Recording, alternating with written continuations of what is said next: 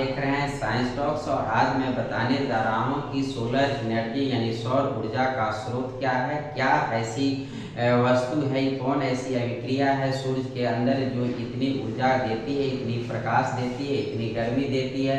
फिर परमाणु बम गिराया जाता है तो वो तबाही इतनी ज़्यादा क्यों लाती है, फिर हाइड्रोजन बम क्यों लाती है इतनी तबाही, यह मूल किस सिद्धांत पर कार्य करते हैं। आइए हम लोग आज इसको देखते हैं। दोस्तों ये सभी के सभी जितने बातें मैंने बोले वो सभी के सभी न्यूक्लियर रिएक्शन यानी नाभिकीय अभिक्रिया पर आधारित है। नाभिकीय अभिक्रिया के बारे में हम लोग पिछले क्लास में हम लोग पढ़ चुके हैं और आपने अगर मेरे चैनल को सब्सक्राइब नहीं किए हैं तो सब्सक्राइब कीजिए और पिछले क्लास को आप जाकर देखिए जिसमें मैंने यह बताया है कि नाभिकीय अभिक्रिया क्या होती है, नाभिकीय ऊर्जा क्या होती है। तो दोस्तों परमाणु बम से जो ऊर्जा मिलती है, सूर्य से जो ऊर्जा मिलती है, हाइड्रोजन बम से जो ऊर्जा मिलती है, ये सभी के सभी ऊर्जा जो है न्यूक्लियर एनर्जी है और इसको हम लोग नाभिकीय ऊर्जा कहते हैं। और यह नाभिकीय ऊर्जा जो होती है सामान्य रासायनिक अभिक्रिया से मिलने वाले ऊर्जा की तुलना में करोड़ों गुना ज़्यादा मात्रा में मिलती है। और नाभिकीय संलयन अभिक्रिया या विखंडन अभिक्रिया, जो भी नाभिकीय अभिक्रिया है उसमें जो ऊर्जा मिलती है उसके लिए फॉर्मूला होता है E=mc², जिसके बारे में आप देखे होंगे, कभी जानते होंगे और नहीं देखे होंगे तो मेरा पिछला क्लास आप करें, उसमें मैंने इसके बारे में बताया है। तो आज हम लोग देखते हैं कि ये नाभिकीय संलयन अभिक्रिया जो है एटम बम या हाइड्रोजन बम या सोलर एनर्जी, ये सब में कौन कौन सी नाभिकीय अभिक्रिया के प्रकार होती है और ये किस प्रकार से इतना ऊर्जा देते हैं। आइए हम लोग इसको देखते हैं।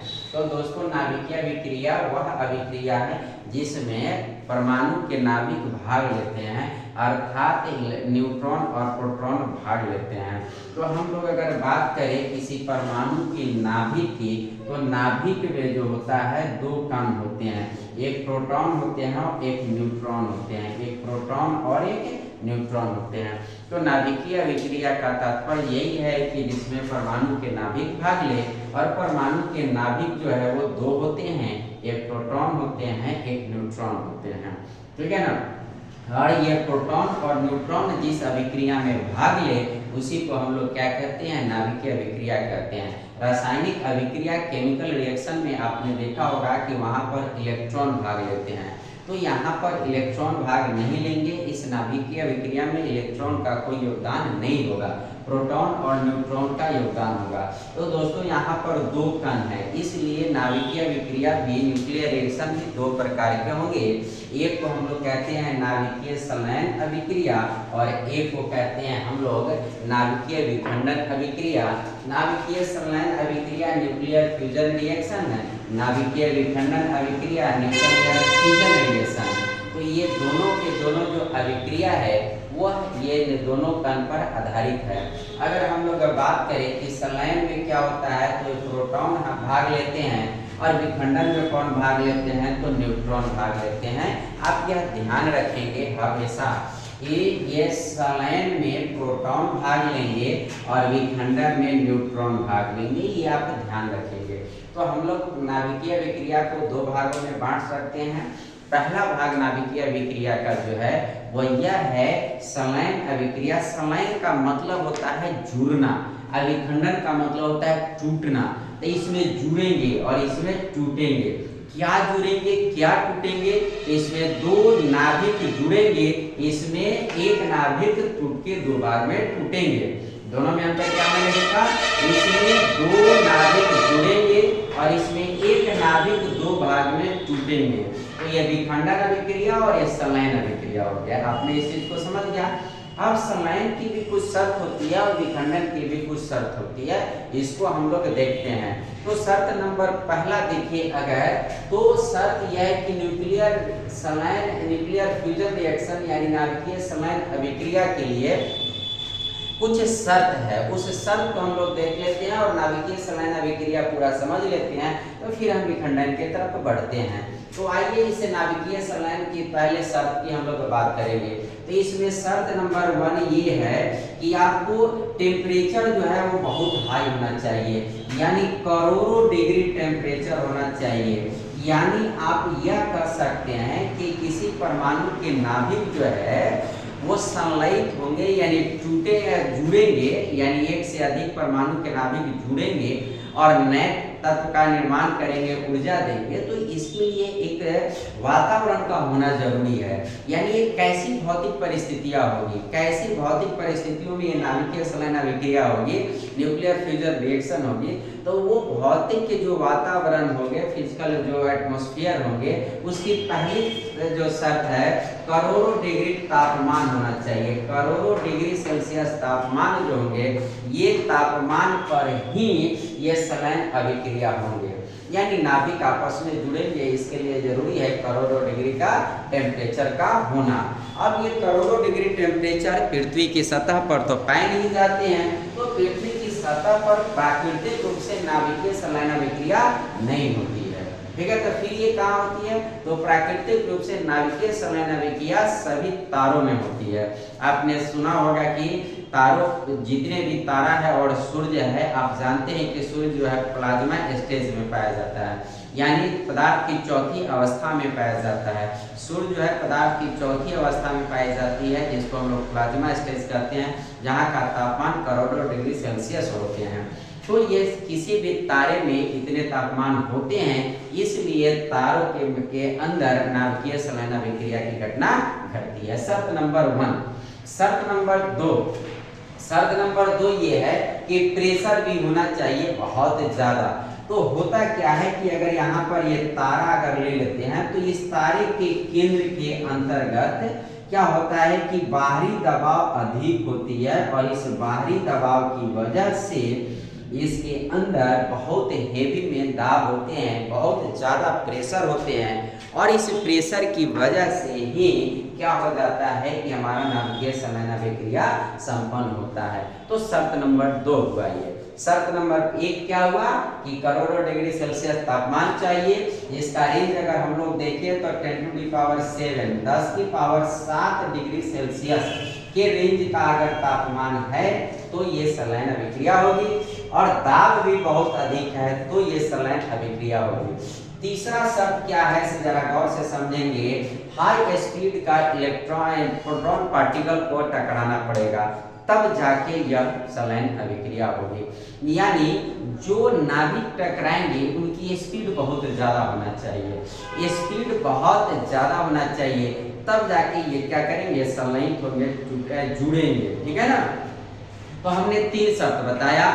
10⁻7 डिग्री सेल्सियस तापमान, यानी इसके रेंज में तापमान होना चाहिए, बहुत ज़्यादा प्रेशर होना चाहिए, और इसके साथ ही साथ यह भी होना चाहिए कि प्रोटॉन जो टकरा रहे हैं, यानी संलयन अभिक्रिया प्रोटॉन पर होगी, प्रोटॉन जो टकरा रहे हैं उसकी स्पीड जो होनी चाहिए वो आपका स्पीड होना चाहिए बहुत ज़्यादा, ठीक है ना। और चौथी इसकी शर्त है कि प्रोटॉन पार्टिकल टकराएंगे, न्यूट्रॉन पार्टिकल नहीं। प्रोटॉन पार्टिकल से प्रेरित होती है संलयन अभिक्रिया। तो ये 4 बातों को संलयन अभिक्रिया में आपको ध्यान रखना होगा। पहला, तापमान हाई होना चाहिए, प्रेशर दूसरा हाई होना चाहिए, तीसरा आपका स्पीड टकराने वाले कण की न्यूक्लियाई की ज्यादा होना चाहिए, और चौथा प्रोटॉन से संचालित होंगे ये नाभिकीय संलयन अभिक्रिया। ये 4 पॉइंट आपको नाभिकीय संलयन में ध्यान रखना पड़ेगा।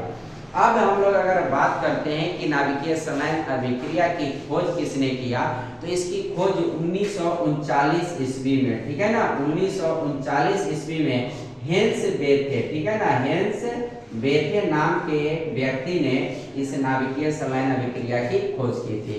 तो नाभिकीय संलयन अभिक्रिया की खोज करता हो गए हेंस बेथे, और ये 4 शर्त जो रखे जाएंगे, इस 4 शर्त के आधार पर ये नाभिकीय संलयन अभिक्रिया को हम लोग डिफाइन कर सकते हैं।